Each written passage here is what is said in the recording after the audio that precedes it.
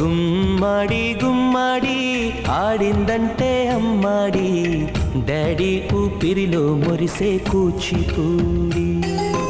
చిందాడి చిందాడి తుళ్ళిందంటే చిన్నారి, మమ్మీ చూపుల్లో చూడు ఎంత వేడి.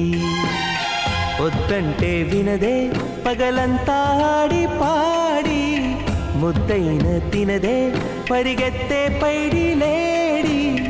చిలకల్లే చెవిలో ఎన్నో సులాడి, పడుకోదే 12 ఏం చేయాలి.